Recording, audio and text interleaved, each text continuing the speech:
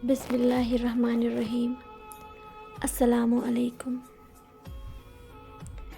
کبھی آپ نے سوچا ہے اگر ایک دن کے لیے بھی ماں کی آواز سنائی نہ دے تو گھر کیسا لگے گا؟ کبھی سوچا ہے اگر باپ کا سایہ سر سے اٹھ جائے تو زندگی کتنی خالی ہو جاتی ہے؟ میرے پیارے دوستوں، آج ہم بات کر رہے ہیں ان دو فرشتوں کی جو زمین پر اللہ کی رحمت بن کر آتے ہیں، ماں اور باپ۔ اللہ تعالیٰ نے سورہ اسراء میں حکم دیا کہ اللہ کے سوا کسی کی عبادت نہ کرو اور ماں باپ کے ساتھ احسان کرو۔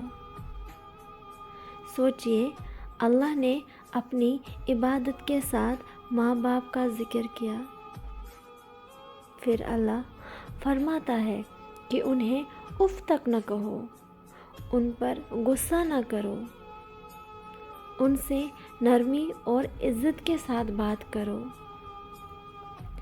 آج ہم چھوٹی سی بات پر آواز اٹھا دیتے ہیں، لیکن اللہ نے اف تک سے منع کر دیا۔ سورہ لقمان میں اللہ فرماتا ہے کہ میرا شکر ادا کرو اور اپنے ماں باپ کا بھی شکر ادا کرو۔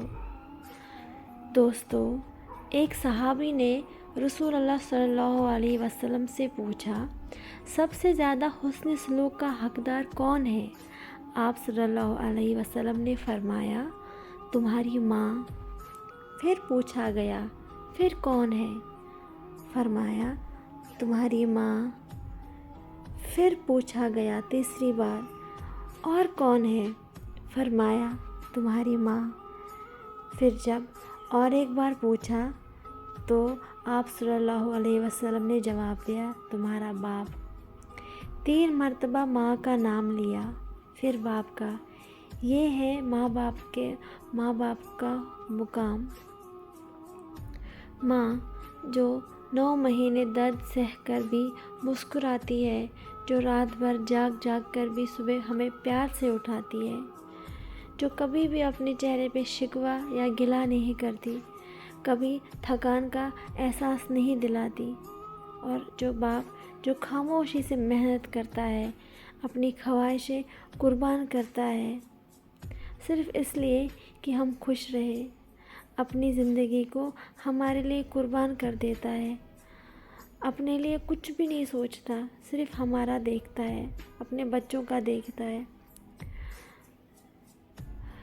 اور سورہ اسراء میں ہی اللہ ہمیں ایک دعا سکھاتا ہے، یا رب میرے ماں باپ پر رحم فرما، جس طرح انہوں نے بچپن میں مجھے پالا۔